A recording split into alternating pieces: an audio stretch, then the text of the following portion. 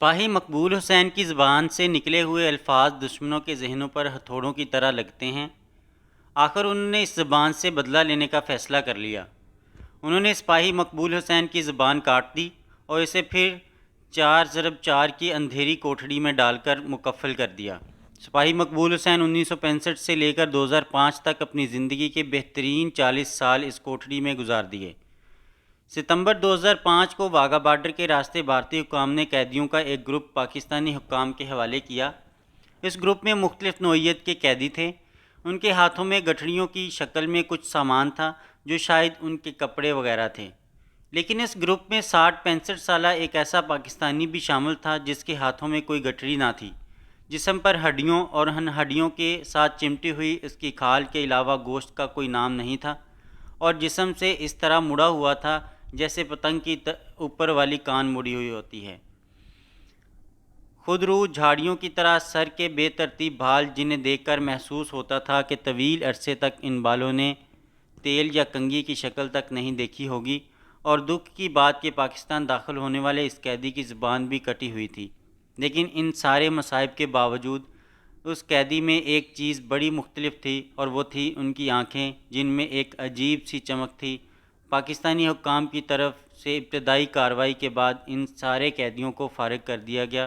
سارے قیدی اپنے اپنے گھروں کو روانہ ہو گئے، لیکن یہ بوڑھا قیدی اپنے گھر جانے کی بجائے ایک عجیب منزل کی تلاش میں نکل کھڑا ہوا۔ کانپتے اور ناتواں ہاتھوں سے وہ ٹوٹے ہوئے الفاظ لکھ لکھ کر اپنی منزل کا پتہ پوچھتا رہا، اور ہر کوئی اسے ایک غریب سائل سمجھ کر اس کی رہنمائی کرتا رہا۔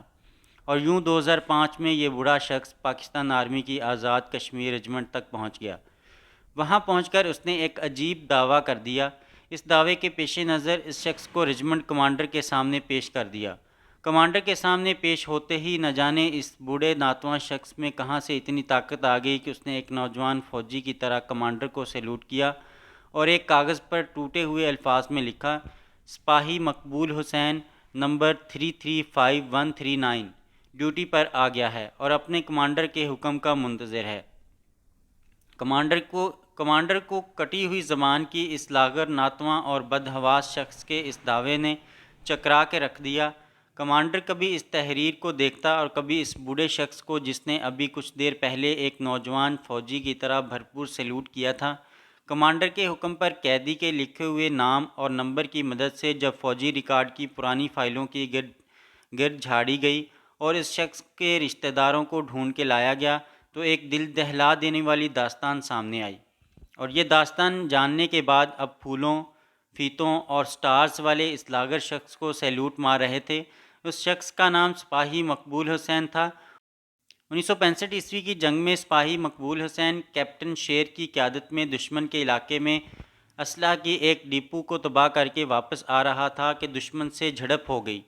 سپاہی مقبول حسین، جو اپنی پشت پر وائرلیس سیٹ اٹھائے ہوئے اپنے افسران کے لیے پیغام رسانی کے فرائض کے ساتھ ہاتھ میں اٹھائی گن سے دشمن کا مقابلہ بھی کر رہا تھا، مقابلے میں زخمی ہو گیا۔ سپاہی سے اٹھا کر واپس لانے لگے تو سپاہی مقبول حسین نے انکار کرتے ہوئے کہا کہ بجائے مجھے زخمی حالت میں آپ کا بوجھ بنوں، میں دشمنوں کا مقابلہ کرتے ہوئے آپ کے لیے محفوظ راستہ مہیا کرتا ہوں۔ ساتھیوں کا اصرار دیکھ کر مقبول حسین نے ایک چال چلی اور خود کو چھوٹی کھائی میں گرا کر اپنے ساتھیوں کی نظروں سے اوجھل ہو گیا۔ دوست تلاش کے بعد واپس لوٹ گئے تو اس نے ایک مرتبہ پھر دشمن کے فوجیوں کو آڑے ہاتھوں لیا۔ اسی دوران دشمن کے ایک گولے نے سپاہی مقبول حسین کو شدید زخمی کر دیا۔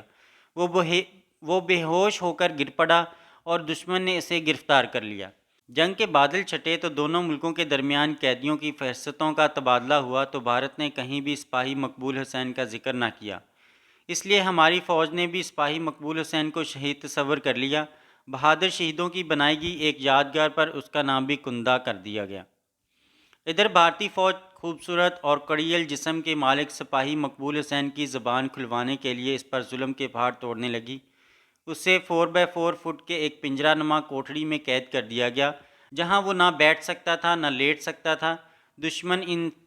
دشمن انسان سوز مظالم کے باوجود اس سے کچھ اگلوا نہ سکا۔ سپاہی مقبول حسین کی بہادری اور ثابت قدمی نے بھارتی فوجی افسران کو مقبول حسین کو تشدد کا نشانہ بنا کر کہتے کہو پاکستان مرد آباد، اور سپاہی مقبول حسین اپنی ساری توانائی اکٹھی کر کے نعرہ مارتا پاکستان زندہ باد، جو بھارتی فوجیوں کو جھلا کے رکھ دیتا۔ وہ چلانے لگنے اور سپاہی مقبول کو پاگل پاگل کہنا شروع کر دیتے اور کہتے کہ یہ پاکستانی فوجی پاگل اپنی جان کا دشمن ہے، اور سپاہی مقبول حسین کہتا ہاں میں پاگل ہوں، ہاں میں پاگل ہوں، اپنے ملک کا ایک ایک ذرے کے لیے ہاں میں پاگل ہوں، اپنے ملک کے کونے کونے کا دفاع کے لیے ہاں میں پاگل ہوں، اپنے ملک کی عزت و وقار کے لیے۔ سپاہی مقبول حسین کی زبان سے نکلے ہوئے یہ الفاظ دشمنوں کے ذہنوں پر ہتھوڑوں کی طرح لگتے۔ آخر انہوں نے اس زبان سے بدلہ لینے کا فیصلہ کر لیا اور انہوں نے سپاہی مقبول حسین کی زبان کاٹ دی اور اسے پھر 4x4 کی اندھیری کوٹری میں ڈال کر مکفل کر دیا۔ سپاہی مقبول حسین نے 1965 عیسوی سے لے کر 2005 عیسوی تک اپنی زندگی کے بہترین 40 سال اس کوٹری میں گزار دیے۔ اب وہ کٹی زبان سے پاکستان زندہ باد کا نعرہ تو نہیں لگا سکتا تھا، لیکن اپنے جسم پر لباس کے نام پر پہنے چیتھڑوں کی مدد سے 4x4 فٹ کوٹڑی کی دیوار کے ایک حصے کو صاف کرتا اور اپنے جسم سے رستے ہوئے خون کی مدد سے وہاں پاکستان زندہ باد لکھ دیتا۔ یوں سپاہی مقبول حسین اپنی زندگی کے بہترین دن اپنے وطن کی محبت کے پاگل پن میں گزارتا رہا۔ آئیں ہم مل کر آج ایسے سارے پاگلوں کو سیلیوٹ کرتے ہیں۔